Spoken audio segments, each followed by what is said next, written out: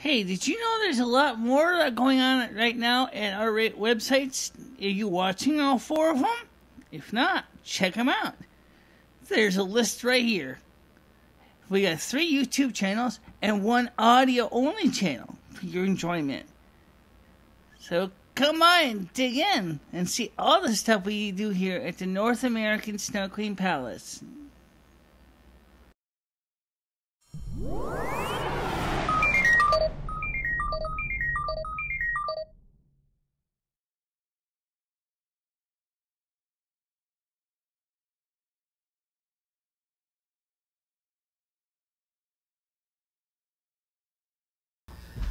Hi guys, it's MicheleMarieDalene, and I'm going to stand up today because I wanted to stand up against the things that I see about radicalism I don't like, and I'm going to try a different angle here. For those of you who know, here at the North American Snow Queen Palace, we usually sit. And you probably think I'm paralyzed or quadriplegic. I can walk, trust me. Today we're going to talk about radicalism because it seems like there's a whole bunch of different flavors and I want to get them all straightened out. The first thing I want to tell you right now is I don't personally have any particular radicalism that's any better than anybody else's. I'm just going to tell you straight out where it is, and here it is this. We live in a world that has, unfortunately, decided to take the extremes. And what's even more dangerous is that when you get into extremes of faith systems, trying to say, my faith is better than your faith, and my faith, my God says is supposed to kick your ass. Well, it's kind of pathetic because the truth is that that's what most faith systems don't teach. So how do we get there? Well, for one thing, the problem is that a lot of people thought that they should just basically, how do I put this? They thought that their God wanted military action. We can't guarantee that the good God wanted military action or not, but we live in a world with other people who have different viewpoints, and the main thing I'm trying to get at is since we all live in this large group, and yes, I do know that the religions are competing against each other for followers. Well, one of the things that we know is that Father God, under most Christian groups who are not radicalized, does not necessarily want to see you go out there on a shooting spree and killing innocent bystanders. All life is precious to him and to Mother God as well. And yet we have these groups, and I'm not sure if there's a correlation between Islam and Muslim or if they're the same or not. So I'm going to treat them as separate. If they're the same, then you mix them together. If they're separate, you keep them separate, okay?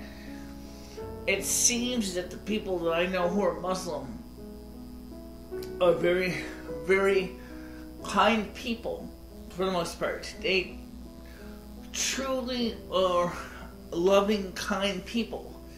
They want to help the poor. They want to help the downtrodden. They operate hospitals. They live a good life as best they can.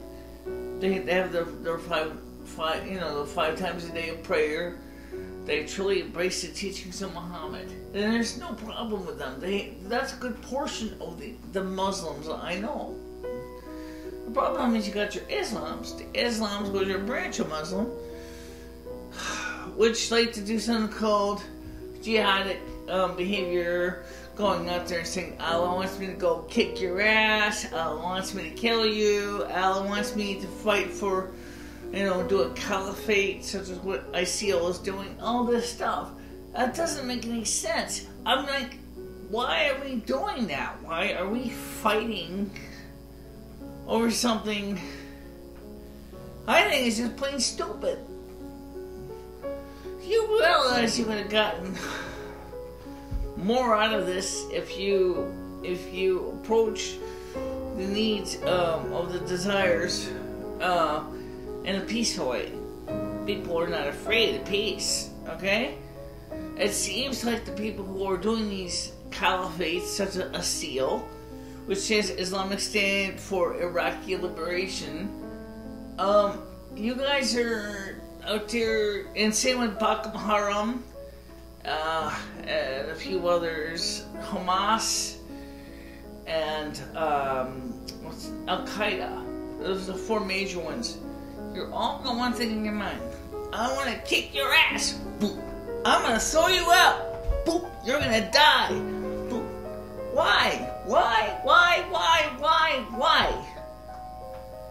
Can't you just come up with a better way of getting your agenda done without killing innocent bystanders? For example, what did Charlie Hebdo in Paris really do that got you so PO'd that you had two French-born brothers went into the office and went on a shooting spree? What did you do, or why did they do that? Did they not like the magazine? I mean, it's a satirical magazine, for crying out loud. That's like mad here in the United States. You're not gonna tell me that someone like didn't like say Jesus of Nazareth, and someone actually it's possible somebody could. I mean, just people are just like that, I guess. But somebody might, some radicalized Christian group will go, "Them a white word," and start shooting off everybody because they, look what happened to the Branch Davidians. So I'm saying this is not just radicalized Muslim, there are also radicalized Christian groups as well. There are also radicalized Judaic group. Sorry, Benjamin Netanyahu, that includes you. Because you are taking an approach of trying to take control of the West Bank and Gaza. I don't know where you are now, because guess what? I've been reading the international news and I haven't heard you say anything lately. But I do know from the last article I saw is that Gaza is kind of still in a stalemate. You still want to push settlements in Gaza. Nobody else wants it. But yet your government is giving people permission to settle there. It's like putting people in the way of a hurricane or the way of an earthquake and knowing that they may find their house in rubble. It just doesn't make any sense. I really don't understand that. One of the things is that a good portion of the world, and this is where a lot of us are kind of gathering together. Muslim, Christian, pagan, Judaism, all kinds of people are getting together saying enough's enough.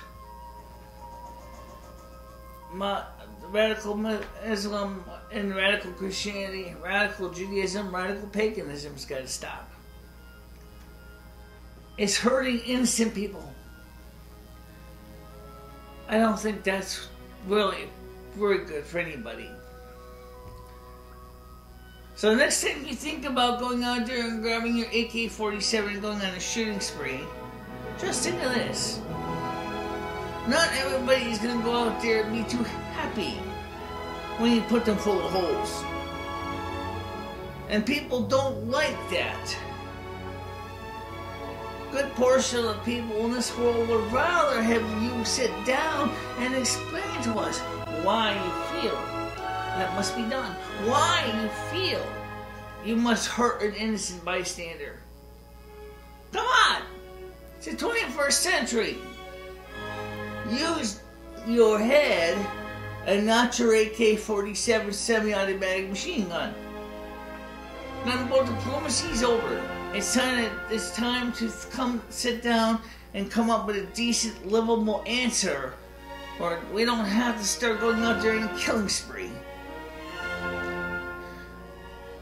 Well, guys, I want to thank you for listening to this, and I hope you give it some thought. Okay? Have a nice day.